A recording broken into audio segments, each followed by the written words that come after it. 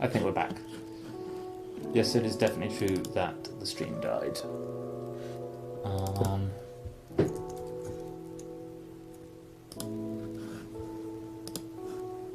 Yeah, there we go. Loadingcoolers.org was apparently too much for it. So I don't know how much of that you caught, but I'll start again. I read a great Twitter essay recently about someone basically saying to the younger generation, stop making things that look and work so perfectly. Stop holding yourself to perfection in things you create. Take joy in creating scruffy... Interesting. Is the audio still weird? Let me turn off the music for a bit, just in case that's throwing it off. Let's just unplug the mic and plug it back in. How's that now? Any better? Any worse? Awesome. I'm going to have the music back on. I can turn it down a little bit. But yeah, just be willing to make really scruffy, bad stuff. Write terrible poetry. Make games that don't really work and aren't really fun. Because it's just good for you to be trying to make things always. And it's where you actually get to explore creative ideas. If you kind of wait to put anything down on the page, you can wait forever to be ready to put something down on the page. And it becomes really foreboding and difficult to start. But if you just start building something, even if it's a circle you can click on that gets darker and a weird dot in the corner, you're much closer to being there than just the amount of progress you've made that is apparent. I don't know Left 4K Dead. I think, particularly strategy games, you could make some lovely, completely block-style strategy games. Do you know,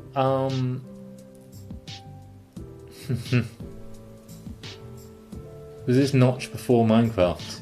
Interesting. Do you know of a game, I think it's called Dream Quest?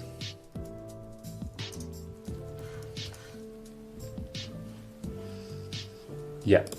It's hand drawn art, but it has like, people love it. It's apparently great. It has maybe the worst art I know of in a well-known game. It's got kind of Newgrounds era 2000 style quality of drawings in the top right corner, and then the actual play state, you've got a really janky looking stick man that you move past a bunch of chests and round like sharks and octopuses and things.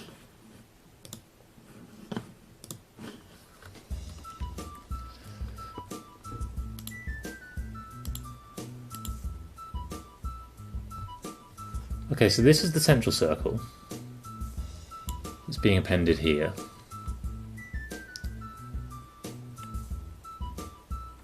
Oh, I think I know why everything's in the corner. I think everything actually is in the corner until it starts updating.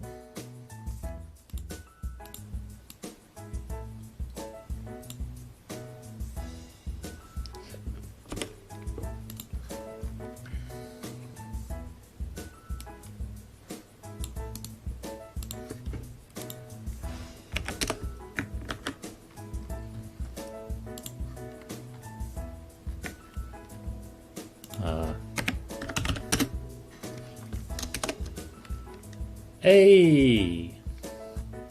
Okay, that's a thing. So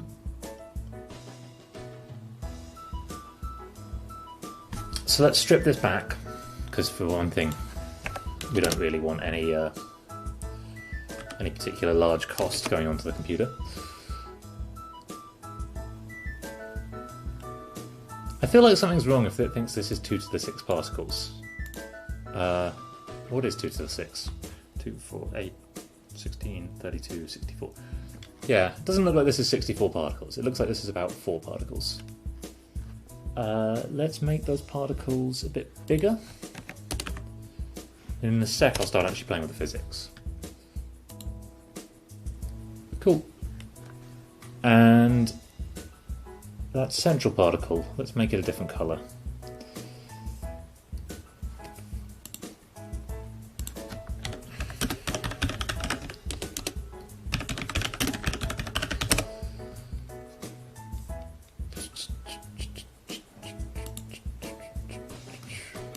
Gee.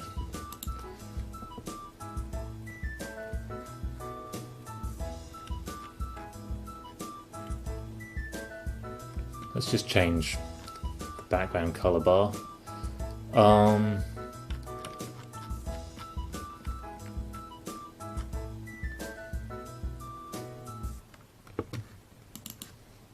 it can be spectral.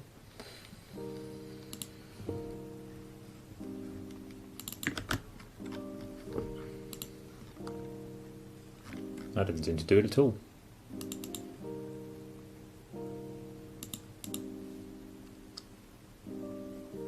Just not. Oh, so when I click it, it will interpolate spectral, but yeah, it doesn't start with the right value. Cool, nice ugly purple particle.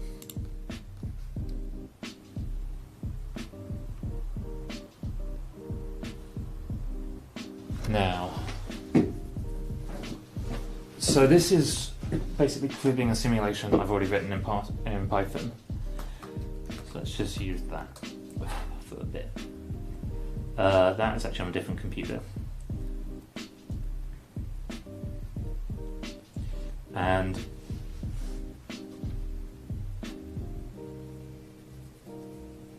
I wrote a nice version of this, which is really slow in Python, and then a fast version, which is really ugly. So let's crib the nice version, because JavaScript is quicker than Python for doing this kind of work. So I want that's in SI units, but what I actually want is in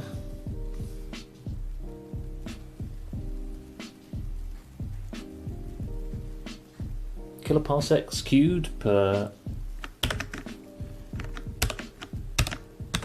solar mass per gig year squared.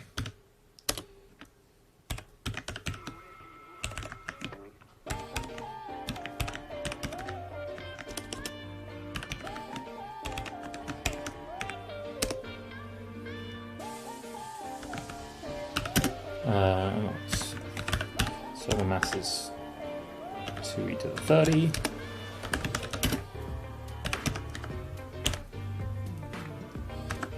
So when you're taught JavaScript, they tell you that every statement must end with a semicolon. But it always seems fine to leave it. So what I did, is there an easy way to get this up on stream? Yeah. I'm going to turn off the video for a second. I can actually just show you if you're interested. Because it should be in my Google Drive.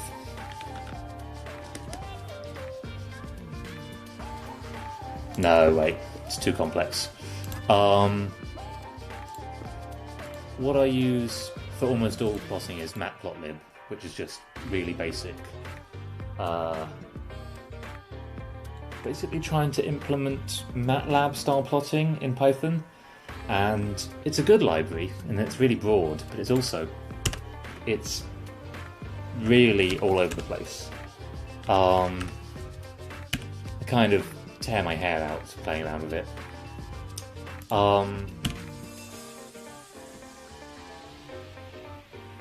But it's just doing kind of 2D plots, like, if you've never seen it before, it produces relatively ugly default plots, but even at best. It's cleverer than that actually. It can do 3D plots, it can do a range of plots. It's really puttable together, but it's not like this, a live simulation that I can look at, can play with. Making animations with it is a headache. Making interactive things even more so. It's just a really different kind of tool to this. Interestingly, oh no, it's not all broken. There's one particle that's just happy up here, and fair enough. That's probably where the rest of the 2 to the 64 particles are living. So the rest of the 64 particles are living, they're just stuck up there.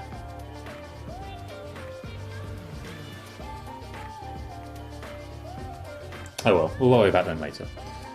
I only really need a single particle, but I may as well have more.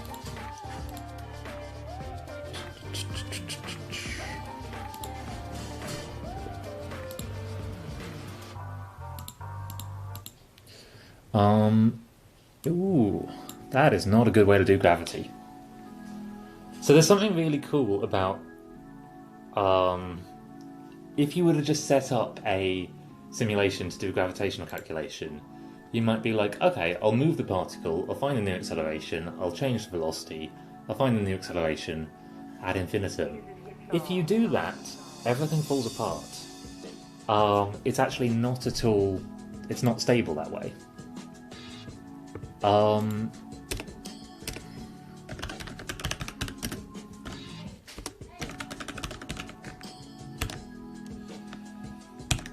Just having to kind of think through the changing JavaScript to Python syntax.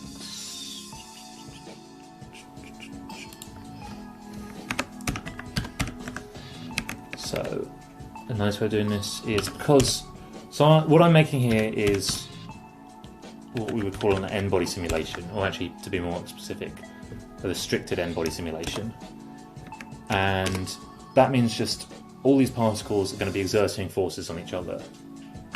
The thing that makes it restricted is that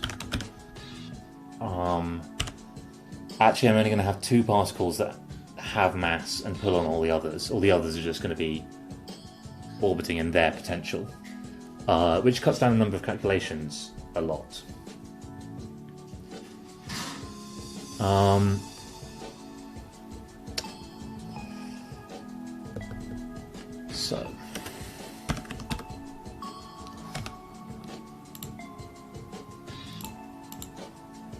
Wait, this isn't what I wanted to do at all.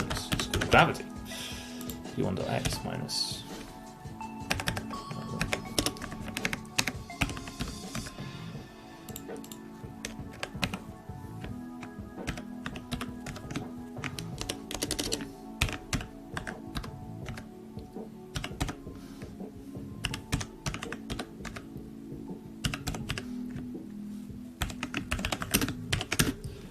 So, gonna need a bunch of these.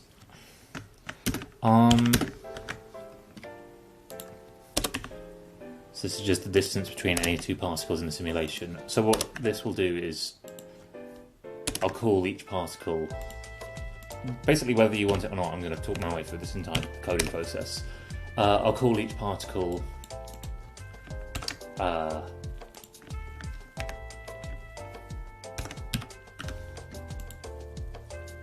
in pairs, find the force between them, find the potential between them. So I'm actually not going to use this particle function. I'm just going to mess up my simulation for a bit. In fact,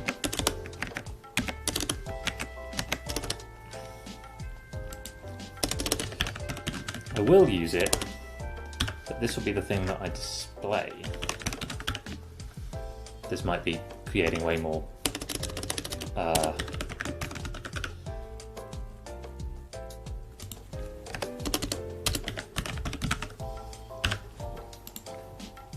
way more work than is needed.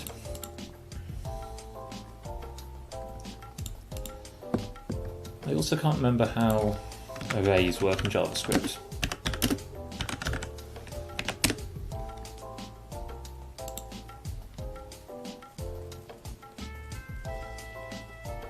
I'm assuming it's normal, like, yeah. Okay, so that's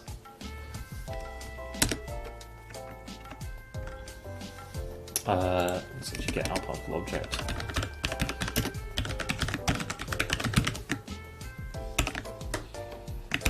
Gravitational particle. I'm going to initialize it with just. Oops. I guess it can have an ID.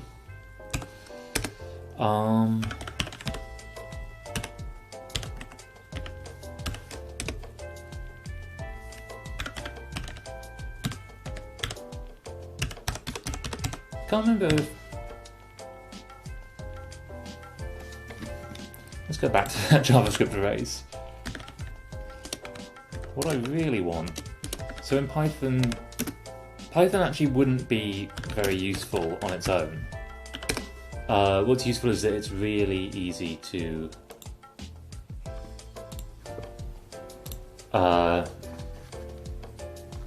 is this going to tell me anything useful? No. It's really easy to add modules